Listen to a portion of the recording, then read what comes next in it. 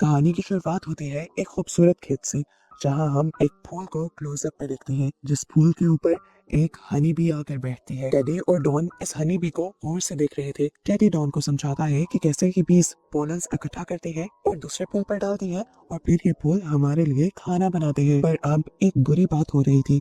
वो बताता है कि सारे बीज मर रहे हैं। डॉन पूछता है क्यों, तो टेडी जवाब में कहता है ये एक बहुत बड़ी साजिश हो रही है। दुनिया की बड़ी बड़ी कंपनीज ये जानबूझकर कर रही है ताकि वो हमारे खाने की सप्लाईज को कंट्रोल कर सके। टेडी डॉन को एक और शॉकिंग बात ये बताता है कि उसे लगता है इस जमीन को इंसान कंट्रोल नहीं करेंगे। कुछ एलियंस या कोई दूसरी ताकत है जो इस पूरी दुनिया को कंट्रोल कर रही है। वो डॉन से ये भी कहता है कि हमें मिलकर इन सारी चीजों को रोकना होगा, क्योंकि मैंने इन सारी चीजों पर बहुत गौर से रिसर्च की है। टेडी डॉन को अब अपना साथी बना लेता है और अपने साथ साथ उसके भी ट्रेनिंग शुरू कर देता है।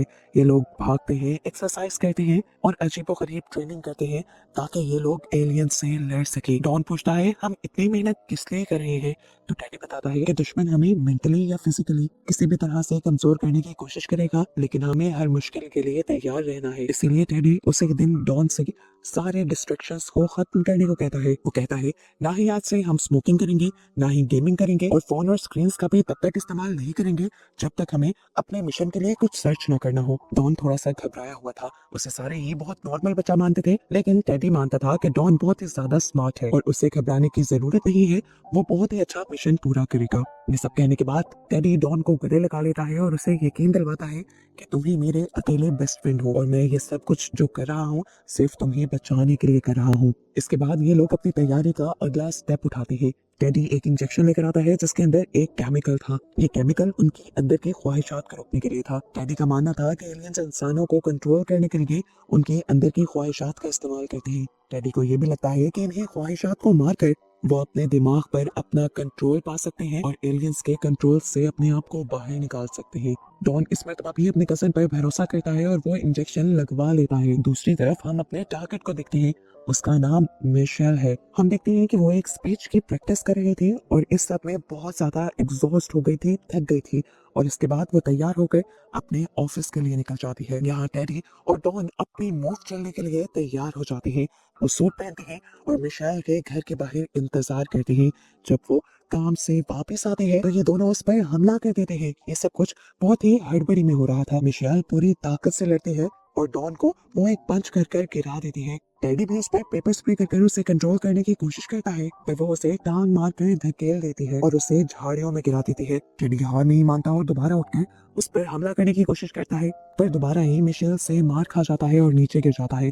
मिशेल भी यहाँ से भागने की कोशिश करती है, लेकिन अगले ही पल गिर जाती है। पता चला था कि टेडी उसे बेहोशी का इंजेक्शन लगाने में कामयाब हो गया था, जिसकी वजह से वो बेहोश हो गई। जिसके बाद ये लोग उसे घसीटते हुए अपनी कार में बिठाकर यहाँ से निकल गए। मिशेल को किडनैप करने का मकसद सिर्फ इतना सा था कि टेडी को लगता था कि मिशेल एक एलियन है। गाड़ी में बैठते ही वो डॉन से कहता है कि मिशेल के सारे बाल उतार दो, क्योंकि उसे लगता है कि एलियंस अपने बालों को एंटीना की तरह इस्तेमाल करते हैं इंफॉर्मेशन पास करने के लिए और लोगों को ट्रैक करने के लिए। डॉन भी मशीन के जरिए उसके सारे बाल उतार देता है, जिसके बाद वो उन्हें अपने सुनसान घर में ले आते हैं और बेसमेंट में ले जाकर उसके सारे कपड़े और डिवाइसेस निकाल कर जला देते हैं। फिर वो उसे एक अजीब सी क्रीम लगाते हैं। टेडी बताता है कि ये क्रीम इसकी बॉडी के नर्वस सिस्टम को काम करने से रोकेगी। वो डॉन से ये भी कहता है भले ही ये इंसान दिखते हैं, लेकिन इसकी बॉडी का अंदर का सारा सिस्टम एलियंस वाला है और ये क्रीम उसके सिस्टम को कमजोर कर देगी। जब मिशेल को होश आता है तो वो देखती है कि वो बेसमेंट में एक बेड से बंधी हुई है। उसके सर पर अब कोई बाल नहीं थे और उसके पूरी बॉडी पर सफेद कलर की क्रीम लगाई गई थी। इस टाइम टेडी और डॉन वहां पर सूट में खड़े थे। मिशेल इस टाइम बहुत ज्यादा डरी हुई है और वो पूछती है क्या वो इस टाइम हॉस्पिटल में है। टेडी उसे बताता है कि वो ह्यूमन रेजिस्टेंस के एक हेडक्वार्टर में है। वो उससे अजीब तरह से बर्ताव करता है, कभी इज्जत से बात करता है और कभी गुस्से से, और वो उसे कहता है कि हम जानते हैं कि तुम एक एंडोरमेजन हो, यानी एक एलियन हो। ये बात सुनते ही मिशेल हैरान हो जाती है और फौरन अपने बालों के बारे में भी सवाल करते हैं। रेडी बताता है कि उन्होंने बाल काट दिए हैं ताकि वो अपनी मदरशिप से कांटेक्ट न कर पाए। मिशेल यहाँ उनके सारे इल्जामों का कोई जवाब नहीं देती। वो कहती है कि मैं एक बहुत ही बड़ी कंपनी की सीईओ हूँ। मेरे गायब होने पर जल्द ही पुलिस और FBI मुझे ढूंढने लगेंगे। वो कहती है कि जल्द ही तुम लोग पकड़े जाओगे, लेकिन अगर तुम लोग मुझसे डील कर लेते हो और मुझे छोड़ देते हो तो मैं वादा करती हूँ कि पुलिस को तुम तक आने भी नहीं दूंगी। डैडी हंसता है उसकी एक्टिंग से इम्प्रेस होकर। वो कहता है कि वो इंसान होने की एक्टिंग बहुत अच्छी कर रही थी। होती है, लेकिन उसे सच पता है। वो इल्जाम लगाता है कि मिशेल एंडोर्मिटन कोर्ट की एक बड़ी ऑफिसर है जो इस अर्थ को अपना गुलाम बनाना चाहती है। टेडी डिमांड करता है कि वो आने वाले लूनर इक्लिप्स पर इन दोनों को अपनी मदरशिप पर ले जाए ताकि वो लोग एलियंस के वापस जाने की कोई डील कर सके। मिशेल इस मर्तबा हल्की आवाज में लेकिन सख्ती से कहती है कि वो एलियन नहीं है। वो बताते हैं कि हाँ, मैं मानती हूँ कि मैं ज्यादा उम्र की एक औरत हूँ और अपने आप को जवान रखने के लिए डाइट भी करती हूँ और स्किन केयर भी करती हूँ। उसके बात सुनकर टेडी गुस्से में आ जाता है। वो उसे उसकी एलियन होने के कुछ सबूत दिखाता है पिक्चर्स में और कहता है कि तुम्हारे पास लूनर इक्लिप्स तक का वक्त है, तुम अपना सच मान लो, मैं भी तुम्हें जिंदा छोड़ दूंगा, लेकिन ये ना समझो कि तुम सच में नहीं बोलोगी और मैं तुम्हें छोड़ दूंगा। वो कहता है तुम ही जिम्मेदार हो मेरे पेरेंट्स, मेरी फैमिली और उसके साथ साथ डॉन की फैमिली की भी मौत की, और तुम लोगों ने हमारे बीस के फार्म्स भी खत्म किए हैं। ये कहकर वो यहाँ से चले जाते हैं, जिसके बाद दिखाया जाता है कि डॉन और टेडी दोनों मिलकर अपनी जीत का जश्न मनाते हैं। लेकिन जैसे जैसे दिन गुजरते रहते हैं टेंशन बढ़ने लगती है। न्यूज में वो देखता है कि मिशेल के गायब होने की न्यूज भी अब चारों तरफ फैल चुकी है। उसकी घबराहट और बढ़ जाती है और वो घर आता है तो उसे पता चलता है कि मिशेल आजकल और ज्यादा तंग कर रही है। आजकल वो खाना भी नहीं खा रही। अपना सारा गुस्सा और एक्सॉशन वो मिशेल के ऊपर ही निकालने का डिसाइड करता है और उस पर सख्ती करना शुरू कर देता है। सख्ती करने की वजह से मिशेल मान जाती है वो सब करने के लिए जो ये लोग कह रहे थे। ये लोग कहते हैं कि तुम अपना कन्फेशन रिकॉर्ड करो कि तुम एलियन हो। मिशेल उनकी बात मानती है और अजीब तरीके से रिकॉर्डर में कहती है हाँ मैं एलियन हूँ। ये ऐसा लग रहा था कि जैसे वो झूठ बोल रही हो। मिशेल से कहता है नाटक बंद करो और सही से रिकॉर्ड कर। तो मिशेल कहती है जब मैं नाटक कर रही हूँ तो नाटक ही लगेगा, मैं इंसान हूँ, एलियन होने का कन्फेशन कैसे दे दूँ। उसकी ये बात सुनकर अब टेडी आग बबूला हो जाता है और मिशेल उसे गौर से देखने लगती है। वो कहती है टेडी मुझे लगता है तुम्हें कोई साइकोलॉजिकल इशू है। देखो मैं साइकेट्रिस्ट हूँ, तुम मुझसे बात करो, मैं तुम्हारी मदद कर पाऊंगी। मुझे लगता है कि तुम इंटरनेट पे बहुत ज्यादा फेक कंटेंट देखने लगे हो, इतना कि तुम्हें वो सारी बातें सच्ची लगने लगी है। देखो एलियंस तो इस दुनिया का हिस्सा नहीं है और क्या पता कि इस पूरे यूनिवर्स में एलियन हो भी ना। मिशेल की ये बातें टेडी को और भी ज्यादा गुस्सा दिला देती हैं। वो पागल होने लगता है और मिशेल को एक जोरदार थप्पड़ मारता है और इसका ये रूप देखकर डॉन भी डर जाता है। इसके बाद डॉन डरते हुए टेडी से पूछता है कि जब हम अपना प्लान पूरा करने के लिए स्पेस में जाएंगे तो क्या होगा। टेडी कहता है वो बस हम कुछ घंटों के लिए जाएंगे, सिर्फ अर्थ को बचाने के लिए, फिर वापस आ जाएंगे। डॉन बताता है कि तुम मुझे जो इंजेक्शंस लगा रहे हो आजकल उससे मुझे अजीब अजीब हेलुसिनेशंस होने लगे हैं। लेकिन टेडी इस टाइम उसकी बात को टाल देता है। टेडी का इस टाइम सिर्फ एक फोकस था कि वो किसी तरह मिशेल को मना ले और वो बोल दे कि वो एक एलियन है। वो उसे अब टॉर्चर करने का प्लान करता है और एक मशीन के जरिए उससे करंट लगाता है। इस करंट से उसको बहुत ज्यादा दर्द होता है, इतना कि वो गिड़गिड़ा कर माफी मांगने लगती है और ये बोल भी देती है कि मैं एलियन हूँ। उसके ये कहते ही डैडी हंसने लगा था। अब उसने मशीन बंद करने के बजाय मशीन का वोल्टेज बढ़ाना शुरू कर दिया, जिससे उसे और भी ज्यादा दर्द होने लगा। डॉन भी उससे कहता रहा बस कर दो टेडी, पागल मत बनो। लेकिन टेडी ने मशीन बंद नहीं की, वो लगातार वोल्टेज बढ़ाता रहा, यहाँ तक कि मशीन ही खराब हो गई और पूरे घर का फ्यूज उड़ गया। टेडी फिक्रमंद होकर उसके पास आता है और देखता है कि वो सिर्फ बेहोश थी। उसने डॉन से बोला कि इतना करंट अगर किसी इंसान को लगता तो उसकी पूरी बॉडी जलकर कोयला हो जाती, और ये अभी सिर्फ बेहोश हुई है, जिसका साफ मतलब है कि इसके अंदर एलियंस वाली पावर है और इतनी पावर है कि मुझे ये भी लगता है कि ये एलियन रॉयल्टी का हिस्सा है। अगले दिन ठीक इक्लिप्स से पहले टेडी मिशेल को नीचे बेड से उतार कर ऊपर डाइनिंग रूम में ले आता है और चेयर से बांध देता है। वो उसे अच्छा डिनर देता है और उससे बात करने की कोशिश करता है। मिशेल जो बुरी तरह जख्मी थे उससे बात भी नहीं हो पा रही थी। टेडी उससे पूछता है कि तुम लोग बीस को क्यों मारना चाह रहे हो। मिशेल उससे कहती है कि बीस बिना किसी शिकायत के और बिना अपने फायदे के लिए इंसानों के लिए इतना बड़ा काम करती है। अगर बीस ना हो तो इंसानों को खाने के लिए फल फूल नहीं मिलेंगे और इंसान उस सब का फायदा उठाते हैं।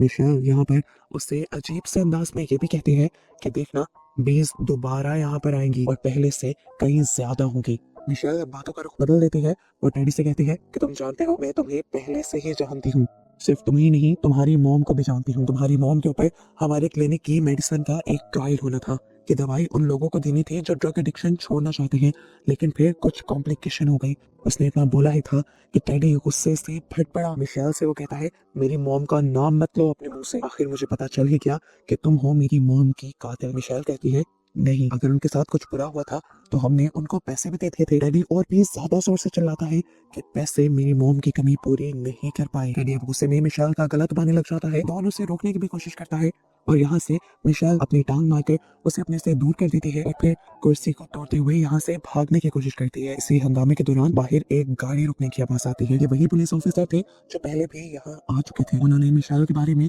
हर जगह सही से इन्वेस्टिगेशन कर ली थी सिवाय टेडी के घर से, और इस टाइम टेडी की घबराहट को देखकर वो जान जाते हैं कि यहाँ पर कुछ ना कुछ तो गड़बड़ है। नीचे दिखाया जाता है कि डॉन बंदूक की नोक पर मिशेल को गार्ड कर रहा था। मिशेल यहाँ पर उसका माइंड चेंज करने की कोशिश करती है और कहती है कि टेडी तुम्हारे साथ बहुत गलत कर रहा है, तो तुम्हें एक ऐसी गहरी खाई में खींच रहा है जहां से निकलने का कोई रास्ता नहीं है। इसकी बातें सुनते हुए डॉन बहुत ही ज्यादा हैरान होकर उससे पूछता है क्या तुम सच में एलियन हो। इस टाइम मिशेल मान जाती है और कहती है हाँ मैं एलियन हूँ। डॉन उससे पूछता है तो क्या तुम्हारे पास स्पेसशिप भी है। मिशेल हाँ में जवाब देती है और वो वादा भी करती है कि अगर डॉन टेडी को छोड़ देता है तो वो उसे अपनी स्पेसशिप में लेकर जाएगी। डॉन को समझ नहीं आ रहा था मिशेल उसे बेवकूफ बनाना चाह रही है या टेडी से दूर करना चाह रही है। वो टेडी के साथ किसी मुश्किल में भी नहीं फंसना चाहता था और इसीलिए वो मिशेल से अजीब सी बात कहता है। वो कहता है कि टेडी को बताना कि मैं उससे बहुत प्यार करता हूँ।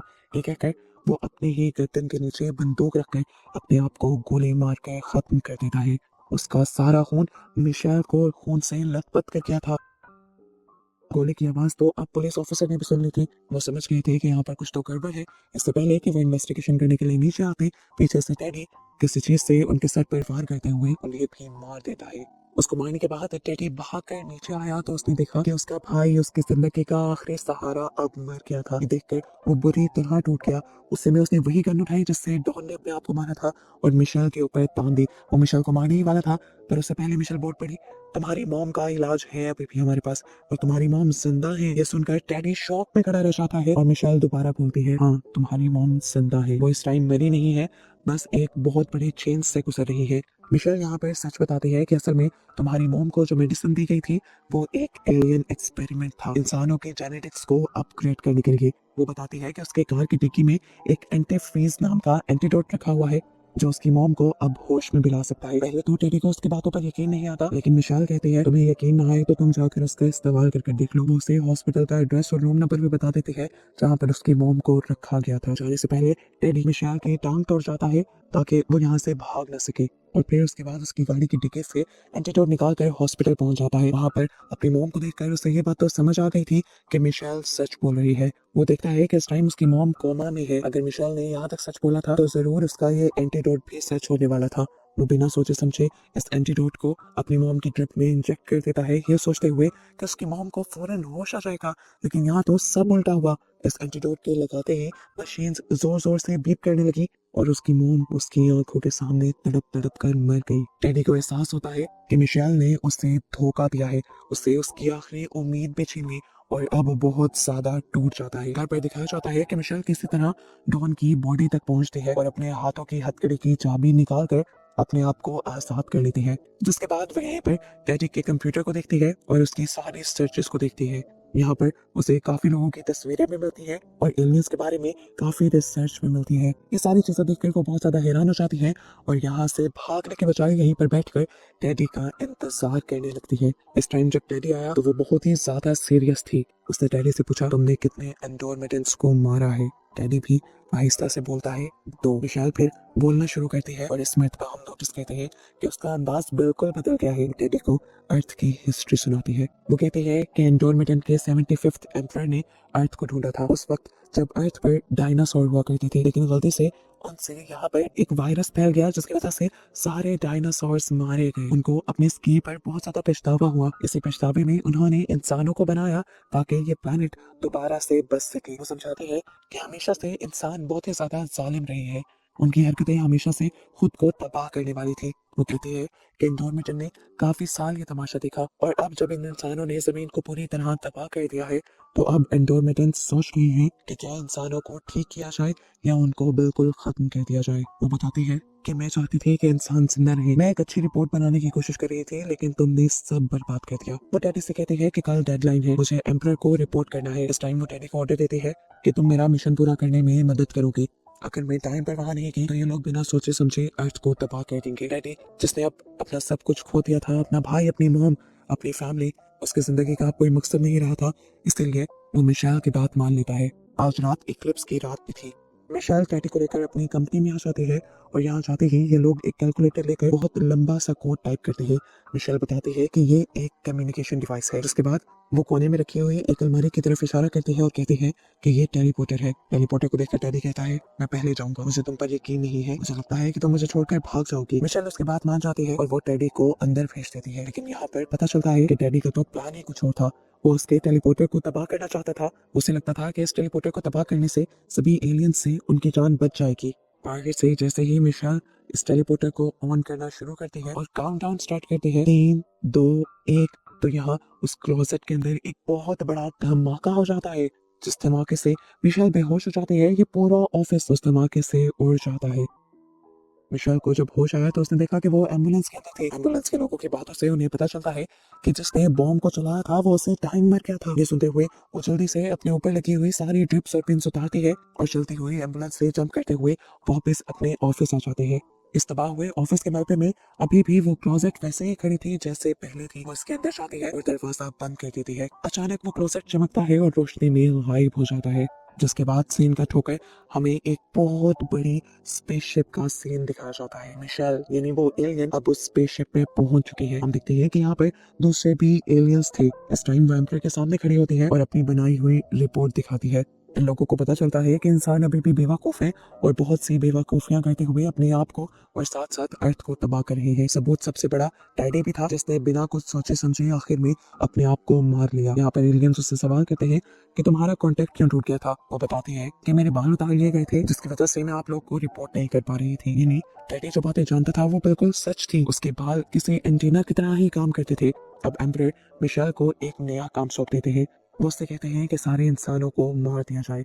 वो एक मशीन के पास आती है और एक बटन एक्टिवेट कर देती है। अर्थ पर हमें दिखाया जाता है कि एक एनर्जी वेव पूरी दुनिया में फैल जाती है और जहाँ जहाँ वो फैलती है वहाँ वहाँ इंसान गिर गिर कर मरने लग जाते हैं। ये सब बहुत ही ज्यादा खामोशी से हुआ था और बस कुछ ही देर में अब पूरी दुनिया खामोश हो गई थी। सारे इंसान दुनिया से खत्म हो चुके थे और अब इस दुनिया में जानवर बचे थे। मूवी के पोस्ट क्रेडिट सीन में हमें एक बी को दिखाया जाता है जो अब एक फूल पर बैठी हुई अपना काम कर रही थी। जैसे मिशेल ने टेडी को बताया था कि बीज दोबारा इस दुनिया में आ जाएंगे और पहले से कई ज्यादा बड़ी तादाद में आएंगे, उसकी ये बात भी सच हो गई थी। इंसान अब इस दुनिया में नहीं रहे थे तो दुनिया ने अपने आप को हील करना शुरू कर दिया था और इस नई बनती हुई बिना इंसानों